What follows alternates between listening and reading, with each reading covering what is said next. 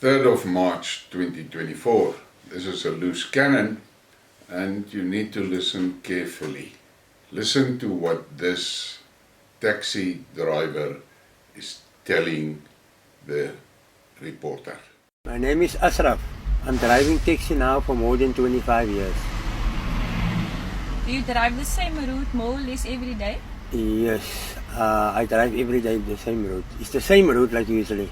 Menenberg, Cape Town every day. That's my route. And do you work for yourself or do you work for a boss? I'm working for a boss. It's like I'm driving a target, and what is left over, I'm sharing with my guardsy who's working on the taxi. My tow operator, like a tow operator. And how much do you make more or less a day and how much goes to the boss? You see, sometimes you win, sometimes you lose. That's the game of the taxi. The target is 1,000 rand, and what is over, we're sharing for us both. Like I drive sometimes 1,300, sometimes 1,200, sometimes 1,000 rand. Sometimes I earn nothing for the day. That's how it works. It's not every day the same, it's like commission. You work for a target, and what's left over, you and the car to share, half-half. And what is the target usually? 1,000 rand. It's like normally 1,000 rand a day. By every route, Menenberg, Mitchells Plains. Okay, so why is it important? What you should take from what that taxi driver is saying, he is the driver for a taxi owner, boss. They call him a taxi boss. And that driver has got a guy that helps him with the passengers, handling the door and things like that. Now, that taxi driver, he has a daily target that he has to reach of 1,000 rand. Everything that he makes more than 1,000 rand is his, and he shares it with his, he calls him a guardsy. Now, what you need to take into consideration is that that guy is working purely on commission. So when you see them on the road taking shortcuts, overtaking and things like that, you must just understand that if he doesn't make his target, he gets nothing because he's driving for a commission. But that is the part that we, the road users, have to deal with. What you must now go and think about is that taxi owner. He makes 1,000 rand a day from that taxi. Now let's be fair and make it a 4-week month. That means 20,000 rand a month for that taxi. So if he has 10 taxis, that is 200,000 rand a month that he puts in his pocket.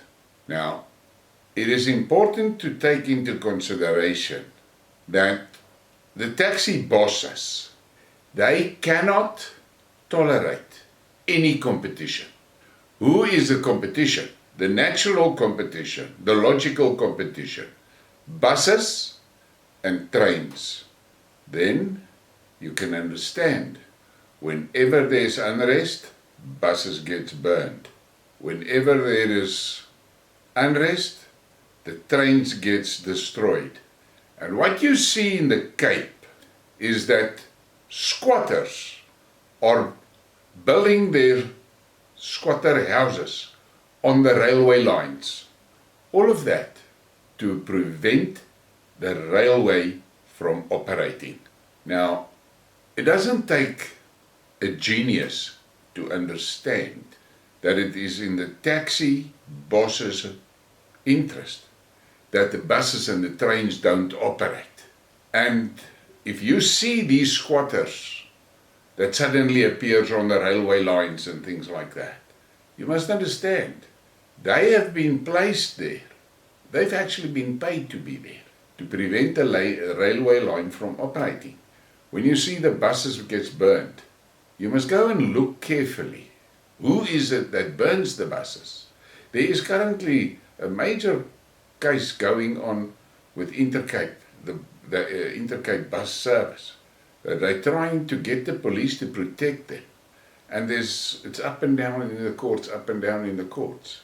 Because it's not in the interest of the taxi bosses that the buses run. Now, every day we hear that there's a major problem with the logistics for manufacturers, from the miners and so forth, because they depend on the railway lines. And those railway lines are non-functional. Who sits behind the stripping of the railway infrastructure? The lines, the buildings, the signal cables, the overhead cables, all of that. All of these things are working together to ensure that these gangsters, these mafiosis, in the taxi system and in the road transport system, the trucks and so forth, that they can operate. And then you must go and do some investigation and find out how many government officials owns taxis. Don't mix the owner with the driver. How many of these government officials actually owns taxis?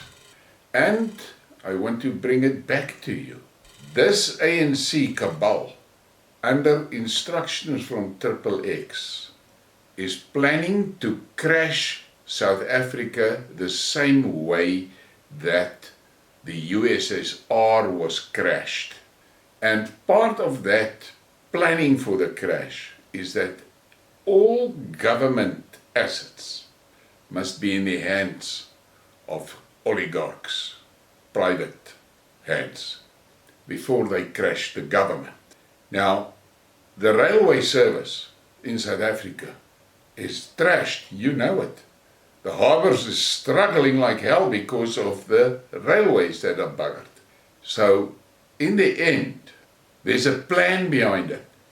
And then you must understand, that minister in charge of transport openly said in an interview that they have to fix the railway lines, but they need to take in consideration how it will affect the private transport companies. What the fuck is that? If that is not an admission of the existence of these transport gangsters and the mafiosis that are operating in the transport environment, what is? And then you sit here and you think an election and a change in government can save South Africa. South Africa has been fucked beyond repair. It cannot be repaired. It doesn't matter who takes over the government. The base, the infrastructure is gone. The country has been trashed. All and every bit of state asset that has value is already in the hands of the private sector. Private hands. The oligarchs has got control of it. The last thing that is still jittery, and nobody really actually knows what the position is with the Eskom grid. Because once that grid is privatized, it's over. Game over. And then I'm speaking to guys, political party representatives and so, and then they've got all these dreams of how a new government will fix South Africa. I asked the one guy straight up, I said, you understand that the government services, the civil service, has been trashed beyond repair. And I've spoken to knowledgeable people that tell me it will take roughly 30 years to fix the broken civil service, provided they can find the skills. And this representative tells me, yeah, they know it will take about 40 years. And I said, okay, and what must the people, us, the public, do for that 40 years while you fix the fucking civil service? What must we do? And he can't answer that.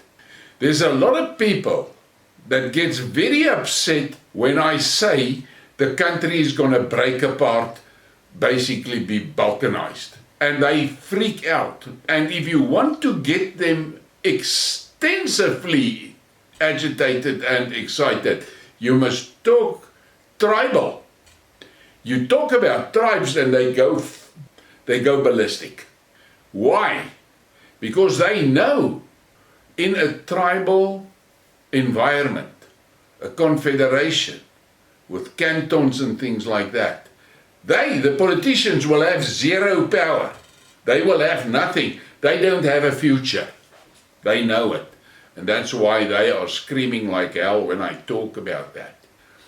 Now, if you're sitting here, and it's a Sunday evening, if you sit here and you watch this show and you think that a new coalition government is going to make a difference to your life, you're using the wrong stuff.